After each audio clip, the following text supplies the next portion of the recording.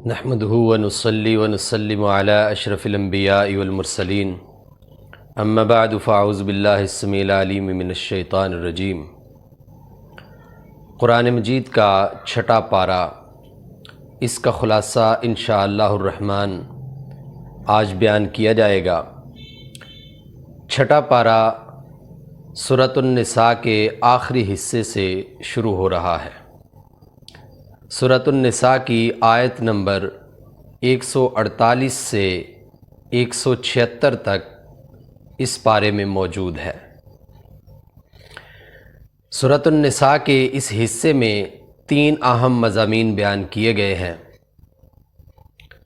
سب سے پہلے اللہ رب العزت ارشاد فرما رہے ہیں، لا يحب اللہ الجہر بالسوء من القول الا من ظلم، کہ اسلامی معاشرے کی تشکیل، ترتیب اور اس کے اصول و ضوابط جو کہ پچھلے 2 پاروں سے بیان ہو رہے ہیں، ان میں ایک بہت بڑی بات یہ ہے کہ کسی کی خرابی، کسی کی غلطی اس کو بیان نہیں کرنا چاہیے۔ ہاں، اگر آپ پہ ظلم ہوا ہے تو پھر آپ عدالت میں، تھانے کچہری میں یا ایسے مؤثر لوگوں کے سامنے کہ جو اس کا کوئی حل کر سکتے ہیں، یا معاشرے میں اس کو اس طرح سے بیان کریں تاکہ وہ غلطی، وہ زیادتی کرنے والا جو ہے اپنی غلطی کا احساس کرے اور اس سے باز آ جائے۔ فرمایا کہ غلطی کو بیان کرنا، گناہ کو بیان کرنا اللہ کو پسند نہیں ہے، سوائے اس کے کہ جس پہ ظلم کیا گیا ہے۔ حضرت ابو ہریرہ رضی اللہ تعالیٰ عنہ ارشاد فرماتے ہیں کہ ایک آدمی نے نبی کریم صلی اللہ علیہ وسلم سے اپنے ہمسائے کی شکایت کی تو آپ نے اسے صبر کی تلقین کی، پھر شکایت کی، پھر صبر کی تلقین کی، پھر شکایت کی، تو آپ صلی اللہ علیہ وسلم نے فرمایا کہ آپ اپنا گھر کا سامان نکال کر دروازے سے باہر گلی میں رکھ دو اور وہیں بیٹھ جاؤ۔ اگر کوئی آئے جائے اور پوچھے کہ بھئی کیا مسئلہ ہے تو اس کو بتاؤ کہ میرا ہمسایہ مجھے تنگ کرتا ہے۔ اس نے ایسا ہی کیا، تو جب اس کے ہمسائے نے 2-4 بار یہ بات سنی تو بالآخر اس نے اس سے آ کے معافی مانگی۔ کہنے کا مقصد یہ ہے کہ اگر آپ پہ ظلم ہے تو آپ اس کے خلاف آواز بلند کر سکتے ہیں، لیکن ویسے برائیوں کو، اپنی یا لوگوں کی برائیوں کو معاشرے کے اندر اچھالنا یہ ناپسندیدہ عمل ہے۔ نبی کریم صلی اللہ علیہ وسلم نے ارشاد فرمایا، کل امتی یدخلون الجنت الا المجاہرون، فرمایا کہ میری تمام امت جنت میں چلی جائے گی سوائے اس کے کہ جو گناہوں کا اظہار کرنے والے ہیں، گناہ کرتے ہیں پھر اس کو پھیلاتے ہیں، یا لوگوں کے گناہوں کو معاشرے کے اندر ترویج دیتے ہیں، پھیلاتے ہیں۔ آج کا دور میڈیا کا دور ہے، میڈیا پہ اپنے یا دوسروں کی فحاشی اور یعنی یہ بالکل زبردست طریقے سے پھیلائی جا رہی ہے۔ تو یہ وہی ایک اصول ہے کہ جس سے نبی کریم صلی اللہ علیہ وسلم نے اور قرآن نے سختی سے ہمیں منع فرمایا ہے۔ دوسرا موضوع اور اہم موضوع جو کہ پچھلے پاروں سے بھی، پہلے پارے سے لے کے چلا آ رہا ہے کہ بنی اسرائیل کے جرائم کا تذکرہ ہوتا ہے۔ جرائم کا تذکرہ کرنے سے جہاں یہ ایک چیز مراد ہے کہ ان کے اندر یہ خرابیاں تھیں، وہاں پہ اس کا مقصد یہ ہے کہ آپ میں یہ خرابیاں نہیں ہونی چاہیے۔ اس سورہ میں جو بنی اسرائیل کے جرائم ذکر کیے گئے ہیں، ان میں ایک جرم یہ ہے کہ انہوں نے بجائے اس کے کہ اللہ پر ایمان لائیں، انبیاء کے کہنے پہ انہوں نے یہ کہنا شروع کر دیا کہ ہم اس وقت تک ایمان نہیں لائیں گے جب تک ہم اللہ کو اپنی کھلی آنکھوں سے دیکھ نہیں لیتے۔ دوسرا ان کا جرم یہ تھا کہ جب انہیں جہاد کے لیے کہا گیا تو وہ طرح طرح کے بہانے بنانے لگے اور کہنے لگے کہ ہم اس وقت تک جہاد نہیں کریں گے کہ جب تک یہ جو فلسطین کے اندر قابض لوگ ہیں یہ یہاں سے خود ہی نہ نکل جائیں۔ حتیٰ کہ ایک موقع پہ انہوں نے کہا فَاذْهَبْ أَنْتَ وَرَبُّكَ وَقَاتِلَا إِنَّ هَاهُنَا قَاعِدُونَ، کہ آپ اور آپ کا رب جائیے، لڑیے، ہم یہاں بیٹھے ہیں، ہم نہیں لڑیں گے۔ ایک جرم یہ ہے کہ اللہ نے تو جمعے کا دن عبادت کے لیے مقرر کیا، لیکن انہوں نے اپنے لیے ہفتے کا دن مقرر کر لیا، لیکن پھر اس کی بھی پابندی نہیں کی ہے۔ اور اللہ کی آیات کا انکار ان کا ایک مزید جرم بیان کیا گیا ہے۔ انبیاء کو قتل کرنا بھی ان کا ایک بہت بڑا جرم ہے۔ ان کی بات نہیں مانی، ان کا استہزاء مذاق اڑایا، اور حتیٰ کہ ان کو قتل کرنے سے بھی دریغ نہیں کیا۔ اسی طرح جب بھی کوئی حق کی بات آتی تو یہ کہتے قلوبنا غلف، ہمیں آپ کی باتیں سمجھ نہیں آتی، ہمارے دل پہ پہلے ہی جو ہے وہ غلاف چڑھا ہوا ہے۔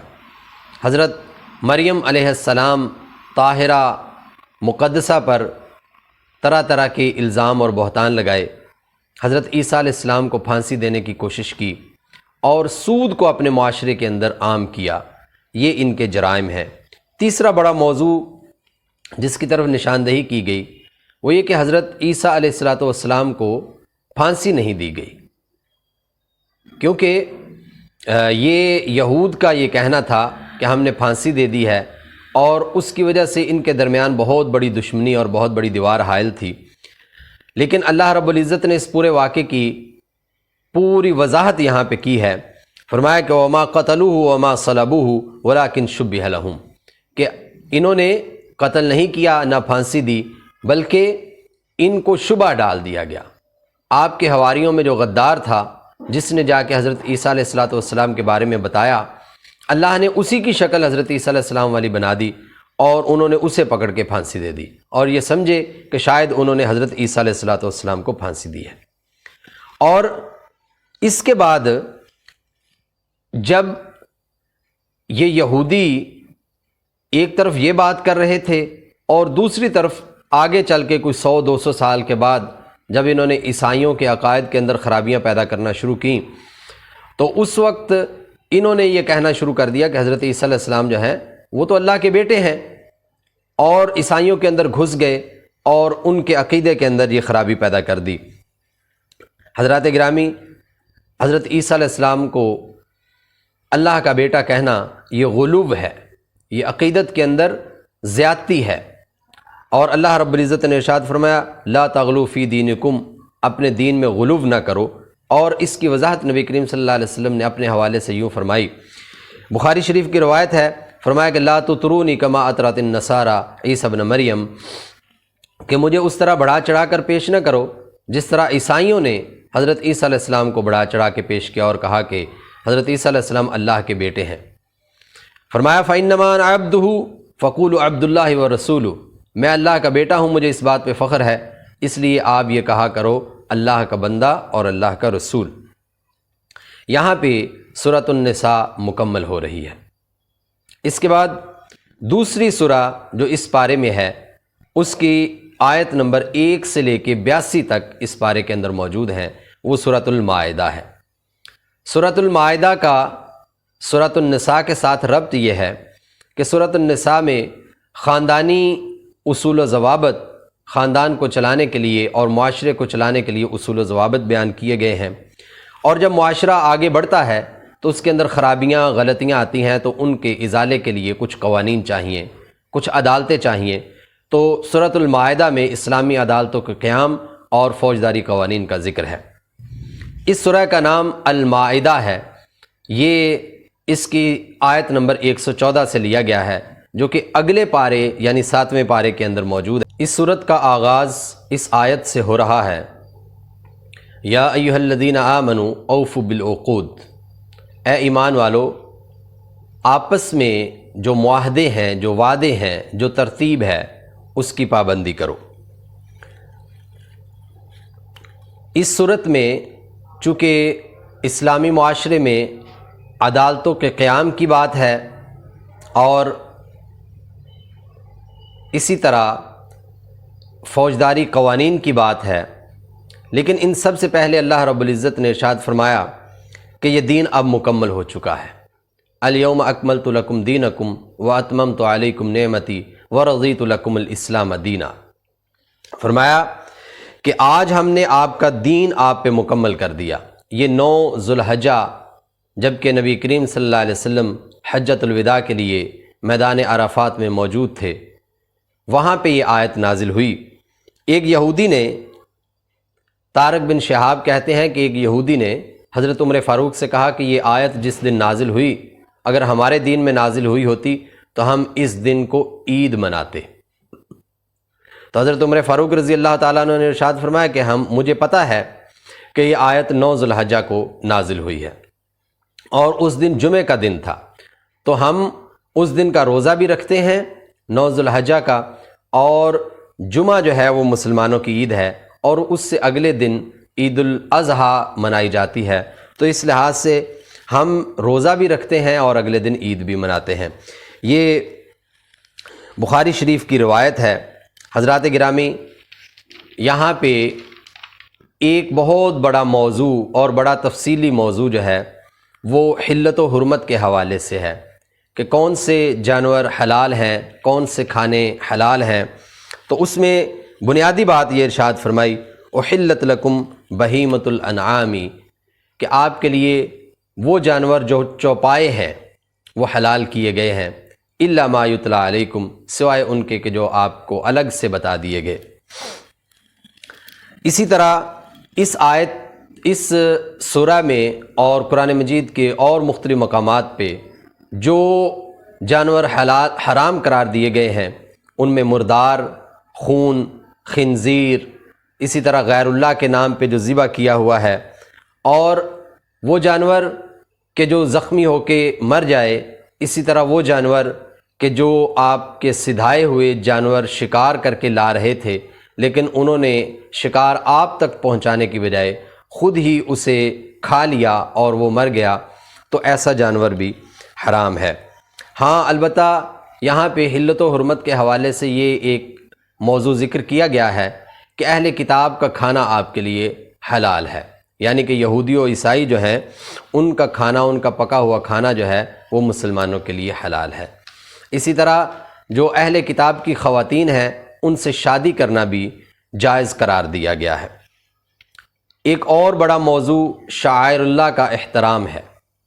اللہ کے جو مقرر کردہ شعائر ہیں، علامات ہیں، ان کا احترام ہے۔ یا ایھا الذین آمنوا لا تحلوا شعائر اللہ ولا الشہر الحرام ولا الہدی ولا القلائد ولا آمین البیت الحرام۔ فرمایا کہ اللہ کے شعائر، اور ان کی تفصیل میں فرمایا کہ اللہ نے جو حرمت والے مہینے مقرر کیے ہیں ان کو حلال قرار نہ دو، اور جو قربانی کے جانور بیت اللہ کی طرف لے جائے جا رہے ہیں ان کا استعمال نہ کرو۔ شعائر اللہ قرآن مجید میں بہت سے بیان ہوئے ہیں، احادیث میں بیان ہوئے ہیں، وہ علامات کہ جو اسلام کی نشانیاں ہیں، اسلام کا پرچم ہو، جیسا کہ مسجد بھی شعائر اللہ میں آتی ہے، اذان بھی شعائر اللہ میں آتی ہے، تو اس کے علاوہ جتنے بھی اللہ کے مقرر کردہ علامات ہیں جو دین اسلام کا شعار بن چکی ہیں ان کا احترام کرنا ہمارے اوپر لازم ہے۔ چوتھا موضوع وضو، غسل اور تیمم کے مسائل کے حوالے سے ہے۔ فرمایا کہ جب کوئی شخص جنبی ہو جائے، یعنی کہ جب کوئی شخص جو ہے وہ اپنے بیوی کے ساتھ ہم بستری کرتا ہے یا رات کو اس کو یہ محسوس ہوتا ہے کہ اس کو احتلام ہوا ہے، تو اس کے بعد اس پہ غسل فرض ہے، اور وضو کرنا ہے یا غسل کرنا ہے تو وہ ظاہر ہے پانی سے کیا جائے گا، لیکن اسلام چونکہ دین فطرت ہے اس لیے اسلام نے اس بات کا خیال رکھا کہ اگر کسی موقع پہ پانی موجود نہیں ہے تو پھر اس کا حل کیا ہے، اس لیے یہاں تیمم کے مسائل بھی بیان کیے گئے ہیں۔ پانچویں بات فرمایا کہ معاشرے کی بنیاد عدل پہ ہے، اور عدل جو ہے وہ امپارشل ہوتا ہے، غیر جانبدارانہ ہوتا ہے، اپنے پرائے کو دیکھ کر نہیں ہوتا، امیر غریب کو دیکھ کر نہیں ہوتا، بلکہ فرمایا یا ایھا الذین آمنوا کونوا قوامین للہ شہداء بالقسط ولا یجرمنکم شنآن قوم علی الا تعدلوا اعدلوا هو اقرب للتقوی۔ فرمایا کہ کسی قوم کی دشمنی آپ کو اس طرف نہ لے جائے کہ آپ عدل سے ہٹ جائیں، بلکہ عدل کرتے رہو، یہ تقوی کے قریب ہے۔ اور اسی طرح عدل کس چیز کا نام ہے؟ عدل اللہ کے حکم پہ چلنے کا نام ہے۔ وَمَن لَّمْ يَحْكُم بِمَا أَنزَلَ اللَّهُ فَأُولَٰئِكَ هُمُ الْكَافِرُونَ فَأُولَٰئِكَ هُمُ الظَّالِمُونَ فَأُولَٰئِكَ هُمُ الْفَاسِقُونَ۔ مختلف آیات میں وہ لوگ کہ جو اللہ کے حکم کے مطابق فیصلے نہیں کرتے ہیں ان کو کافر، ظالم اور فاسق قرار دیا گیا ہے۔ حضرات گرامی، چھٹا موضوع دوستی دشمنی کا معیار کیا ہونا چاہیے۔ فرمایا انما ولیکم اللہ ورسولہ والذین آمنوا۔ اللہ رب العزت نے اس سے پہلے آیات کے اندر ارشاد فرمایا کہ یہود و نصارہ سے دوستی نہ رکھو، کیونکہ وہ آپ کے نقصان میں خوش ہوتے ہیں، آپ کے فائدے سے پریشان ہوتے ہیں۔ ہاں البتہ یہ بھی ارشاد فرمایا کہ اگر آپ نے دیکھنا ہے یہود و نصارہ کے درمیان فرق کر کے، تو آپ کو یہ نظر آئے گا کہ یہودی آپ کے بہت زیادہ مخالف ہیں اور عیسائی نسبتاً کم مخالف ہیں، لیکن دوستی کا، دلی دوستی کا جو معیار ہے وہ یہ ہے کہ دوستی اللہ سے، رسول سے اور مومنین سے ہونی چاہیے۔ اور مومنین کی بھی آگے وضاحت ضروری سمجھی، کیونکہ ہر وہ شخص جو مسلمان ہے وہ مومن نہیں ہو سکتا، بلکہ فرمایا کہ وہ مومن کو جو نماز قائم کرتے ہیں، زکوٰۃ ادا کرتے ہیں اور رکوع کرنے والوں کے ساتھ رکوع کرتے ہیں، یعنی کہ باجماعت نماز ادا کرتے ہیں۔ تو یہاں پہ ہمیں یہ سمجھ لینا چاہیے کہ ہماری دوستیوں کا معیار کیا ہونا چاہیے۔ کیا قوم قبیلہ، کیا برادری، کیا زبان، کیا رنگ، کیا نسل یا اور ہمارے مفادات؟ نہیں، دوستی کا صرف ایک معیار ہونا چاہیے، وہ اللہ کی رضا ہے۔ حابیل اور قابیل کا واقعہ ذکر کیا گیا، اور اس سے مقصود یہ بتانا ہے کہ حسد ایک بہت بڑی بیماری ہے جو کہ انسانوں کو بہت بڑی خرابیوں تک لے کے چلی جاتی ہے۔ قرآن مجید میں یہ واقعہ بیان کرتے ہوئے کئی ایک عبرتیں اللہ رب العزت نے ذکر کی ہیں۔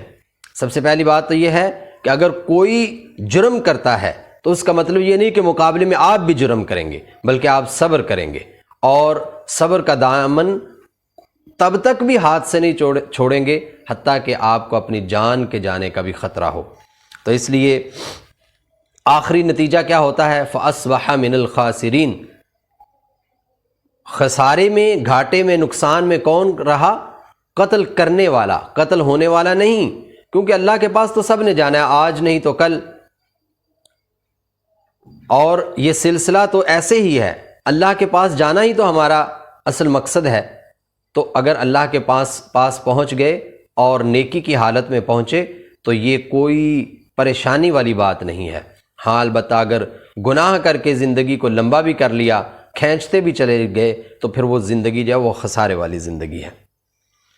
فوجداری قوانین کا ذکر کیا گیا، السارق والسارقۃ فاقطعوا ایدیہما، چور مرد ہو یا عورت ہو اس کے ہاتھ کاٹ دیے جائیں گے۔ اور اسی طریقے سے الذین یحاربون اللہ ورسولہ، وہ لوگ جو جنگ کرنے کے لیے، مخالفت کے لیے آ جاتے ہیں اللہ رسول کی اور جو اسلامی حکومت ہے، تو فرمایا کہ ان کو بھی قتل کیا جائے گا جو بغاوت پہ اتر آتے ہیں۔ اور اسی طرح پھر فرمایا ان النفس بالنفس، کہ جان کے بدلے میں جان، کان کے بدلے میں کان، اور دانت کے بدلے میں دانت جو ہے، اور جو زخم کوئی کسی کو دے گا تو اس کے بدلے میں بھی اس کو قصاص دینا پڑے گا۔ تو یہ سارے کے سارے فوجداری قوانین یہاں پہ اللہ رب العزت نے بیان فرمائے ہیں۔ آخر میں دو اور موضوع ہیں، ایک تو جیسا کہ پچھلی صورت میں اور اس سے پچھلی صورتوں میں یہود و نصارہ کے جرائم کا ذکر ہے، تو یہاں پھر ایک دفعہ ان کے جرائم کا ذکر کیا۔ فرمایا کہ وہ انبیاء کو قتل کرتے ہیں، وہ آیات کو بدل دیتے ہیں، اور ان کا یہ کہنا ہے قالوا ان اللہ ثالث ثلاثہ، پہلے تو انہوں نے یہ کہا کہ ان اللہ هو المسیح ابن مریم، اس کی آیت نمبر 72 میں انہوں نے کہا کہ حضرت عیسیٰ بن مریم جو ہیں وہی، نعوذ باللہ، وہی اللہ ہے۔ اور پھر وہ کہنے لگے کہ اللہ تین میں سے تیسرا ہے، عقیدہ تثلیث، کہ اللہ، عیسیٰ بن مریم اور روح القدس، اور بعض عیسائیوں کے مطابق اللہ، عیسیٰ اور مریم یہ مل کر تینوں جو ہیں وہ خدا ہیں۔ تو یہ ایسا ایک عقیدہ تھا کہ جو کہ بالکل شرک پر مبنی تھا۔